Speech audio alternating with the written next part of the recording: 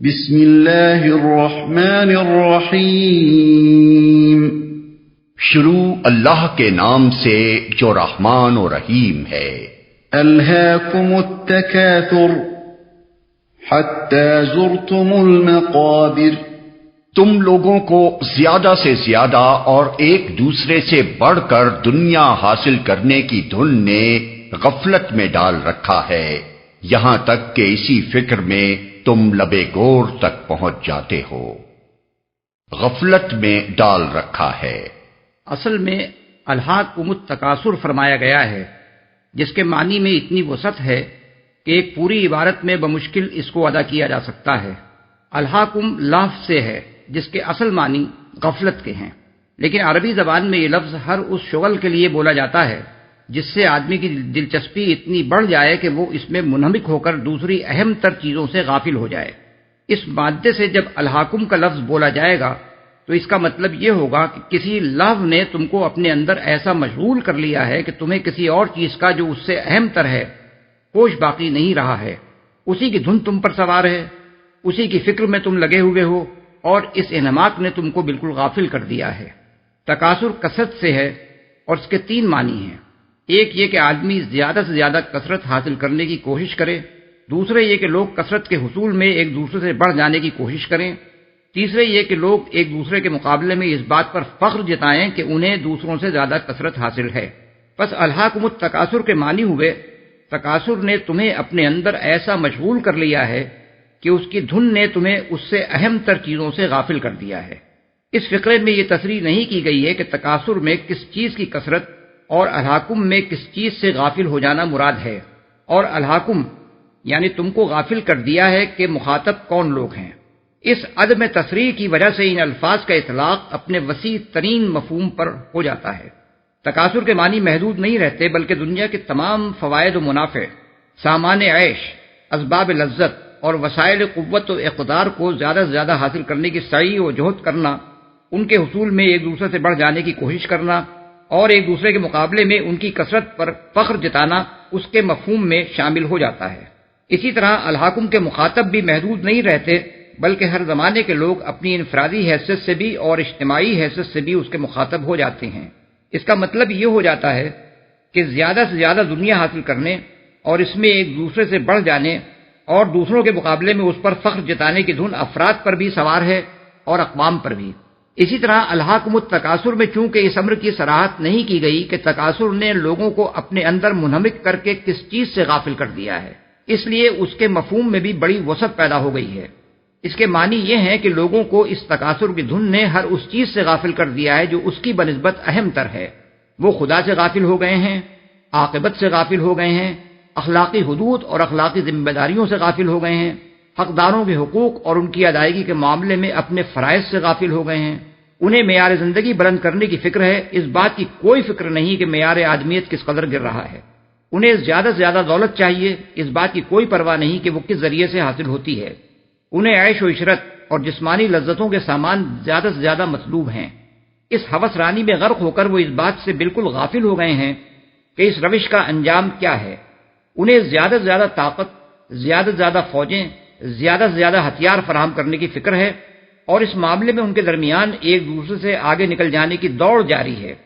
اس بات کی فکر انہیں نہیں ہے کہ یہ سب کچھ خدا کی زمین کو ظلم سے بھر دینے اور انسانیت کو تباہ و برباد کر دینے کا سر و سامان ہے۔ غرض تکاثر کی بے شمار صورتیں ہیں جنہوں نے اشخاص اور اقوام سب کو اپنے اندر ایسا مشغول کر رکھا ہے کہ انہیں دنیا اور اس کے فائدوں اور لذتوں سے بالا تر کسی چیز کا ہوش نہیں رہا ہے۔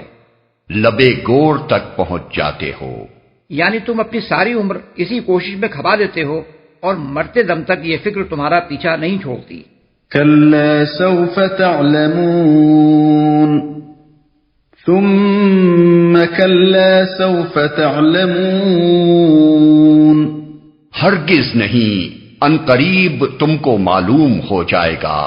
پھر سن لو، ہرگز نہیں، ان قریب تم کو معلوم ہو جائے گا، تم کو معلوم ہو جائے گا۔ یعنی تمہیں یہ غلط فہمی ہے کہ متاع دنیا کی یہ کثرت اور اس میں دوسروں سے بڑھ جانا ہی ترقی اور کامیابی ہے، حالانکہ یہ ہرگز ترقی اور کامیابی نہیں ہے۔ ان قریب اس کا برا انجام تمہیں معلوم ہو جائے گا، اور تم جان لوگے کہ یہ کتنی بڑی غلطی تھی جس میں تم عمر بھر مبتلا رہے۔ ان قریب سے مراد آخرت بھی ہو سکتی ہے، کیونکہ جس ہستی کی نگاہ ازل سے ابد تک تمام زمانوں پر حاوی ہے، اس کے لیے چند ہزار یا چند لاکھ سال بھی زمانے کا ایک چھوٹا سا حصہ ہیں۔ لیکن اس سے مراد موت بھی ہو سکتی ہے، کیونکہ وہ تو کسی انسان سے بھی کچھ زیادہ دور نہیں ہے، اور یہ بات مرتے ہی انسان پر کھل جائے گی کہ جن مشاغل میں وہ اپنی ساری عمر کھپا کر آیا ہے وہ اس کے لیے سعادت تو خوشبختی کا ذریعہ تھے یا بد انجامی اور بدبختی کا ذریعہ۔ كلا لو تعلمون علم اليقين لترون الجحيم ثم لترونها عين اليقين ثم لتسألن يومئذ عن النعيم۔ ہرگز نہیں اگر تم یقینی علم کی حیثیت سے اس روش کے انجام کو جانتے ہوتے تو تمہارا یہ طرز عمل نہ ہوتا، تم دوزخ دیکھ کر رہو گے۔ پھر سن لو تم بالکل یقین کے ساتھ اسے دیکھ لو گے، پھر ضرور اس روز تم سے ان نعمتوں کے بارے میں جواب طلبی کی جائے گی۔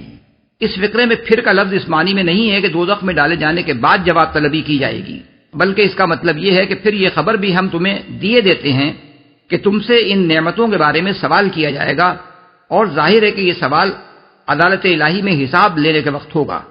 اس کی سب سے بڑی دلیل یہ ہے کہ متعدد احادیث میں رسول اللہ صلی اللہ علیہ وسلم سے یہ بات منقول ہے کہ اللہ تعالیٰ نے جو نعمتیں بندوں کو دی ہیں ان کے بارے میں جواب دہی مومن و کافر سبھی کو کرنی ہوگی۔ یہ الگ بات ہے کہ جن لوگوں نے کفران نعمت نہیں کیا اور شکر گزار بن کر رہے وہ اس محاسبے میں کامیاب رہیں گے، اور جن لوگوں نے اللہ کی نعمتوں کا حق ادا نہیں کیا اور اپنے قول یا عمل سے یا دونوں سے ان کی ناشکری کی وہ اس میں ناکام ہوں گے۔ حضرت جابر بن عبداللہ کی روایت ہے کہ رسول اللہ صلی اللہ علیہ وسلم ہمارے ہاں تشریف لائے اور ہم نے آپ کو تر و تازہ کھجوریں کھلائیں اور ٹھنڈا پانی پلایا۔ اس پر حضور صلی اللہ علیہ وسلم نے فرمایا، یہ ان نعمتوں میں سے ہیں جن کے بارے میں تم سے سوال کیا جائے گا۔ بحوالے مسند احمد، نسائی، ابن جریر، ابن المنذر، ابن مردویہ، عبد بن حمید، بیہقی فی الشعب۔ حضرت ابو ہریرہ کی روایت ہے کہ رسول اللہ صلی اللہ علیہ وسلم نے حضرت ابوبکر اور حضرت عمر رضی اللہ عنہما سے کہا کہ چلو ابو الحیثم بن تیحان انصاری کے ہاں چلیں۔ چنانچہ ان کو لے کر آپ ابن تیحان کے نخلستان میں تشریف لے گئے۔ انہوں نے لا کر کھجوروں کا ایک خوشہ رکھ دیا۔ حضور صلی اللہ علیہ وسلم نے فرمایا، تم خود کیوں نہ کھجوریں توڑ لائے؟ انہوں نے عرض کیا، میں چاہتا تھا کہ آپ حضرات خود چھانٹ چھانٹ کر کھجوریں تناول فرمائیں۔ چنانچہ انہوں نے کھجوریں کھائیں اور ٹھنڈا پانی پیا۔ فارغ ہونے کے بعد حضور صلی اللہ علیہ وسلم نے فرمایا، اس ذات کی قسم جس کے ہاتھ میں میری جان ہے، یہ ان نعمتوں میں سے ہے جن کے بارے میں تمہیں قیامت کے روز جواب دہی کرنی ہوگی۔ یہ ٹھنڈا سایہ، یہ ٹھنڈی کھجوریں، یہ ٹھنڈا پانی۔ اس قصے کو مختلف طریقوں سے مسلم، ابن ماجہ، ابو داؤد، ترمذی، نسائی، ابن جریر اور ابو یعلا وغیرہ نے حضرت ابو ہریرہ سے نقل کیا ہے، جن میں سے بعض میں ان انصاری بزرگ کا نام لیا گیا ہے اور بعض میں صرف انصار میں سے ایک شخص کہا گیا ہے۔ اس قصے کو مختلف طریقوں سے متعدد تفصیلات کے ساتھ ابن ابی حاتم نے حضرت عمر سے اور امام احمد نے ابو عصیب رسول اللہ صلی اللہ علیہ وسلم کے آزاد کردہ غلام سے نقل کیا ہے۔ ابن حبان اور ابن مردویہ نے حضرت عبداللہ بن عباس سے ایک روایت نقل کی ہے جس سے معلوم ہوتا ہے کہ قریب قریب اسی طرح کا واقعہ حضرت ابو ایوب انصاری کے ہاں پیش آیا تھا۔ ان احادیث سے یہ بات واضح ہو جاتی ہے کہ سوال صرف کفاری سے نہیں، مومنین صالحین سے بھی ہوگا۔ رہی خدا کی وہ نعمتیں جو اس نے انسان کو عطا کی ہیں تو وہ لامحدود ہیں، ان کا کوئی شمار نہیں کیا جا سکتا، بلکہ بہت سی نعمتیں تو ایسی ہیں کہ انسان کو ان کی خبر بھی نہیں ہے۔ قرآن مجید میں فرمایا گیا ہے، وَإِن تَعُدُّوا نِعْمَةَ اللَّهِ لَا تُحْصُوهَا، یعنی اگر تم اللہ کی نعمتوں کو گنو تو تم ان کا پورا شمار نہیں کر سکتے۔ سورہ ابراہیم آیت 34۔ ان نعمتوں میں سے بے حد و حساب نعمتیں تو وہ ہیں جو اللہ تعالیٰ نے براہ راست انسان کو عطا کی ہیں، اور بکثرت نعمتیں وہ ہیں جو انسان کو اس کے اپنے کسب کے ذریعے سے دی جاتی ہیں۔ انسان کے کسب سے حاصل ہونے والی نعمتوں کے متعلق اس کو جواب دہی کرنی پڑے گی کہ اس نے ان کو کن طریقوں سے حاصل کیا اور کن راستوں میں خرچ کیا۔ اللہ تعالیٰ کی براہ راست عطا کردہ نعمتوں کے بارے میں اسے حساب دینا ہوگا کہ ان کو اس نے کس طرح استعمال کیا۔ اور مجموعی طور پر تمام نعمتوں کے متعلق اس کو بتانا پڑے گا کہ آیا اس نے اس امر کا اعتراف کیا تھا کہ یہ نعمتیں اللہ کی عطا کرتا ہے اور ان پر دل، زبان اور عمل سے اس کا شکر ادا کیا تھا، یا یہ سمجھا تھا کہ یہ سب کچھ اسے اتفاقاً مل گیا ہے، یا یہ خیال کیا تھا کہ بہت سے خدا ان کے عطا کرنے والے ہیں، یا یہ عقیدہ رکھا تھا کہ یہ ہیں تو خدا ہی کی نعمتیں مگر ان کے عطا کرنے میں بہت سی دوسری ہستیوں کا بھی دخل ہے، اور اس بنا پر انہیں معبود ٹھہرا لیا تھا اور انہی کے شکریہ ادا کیے تھے۔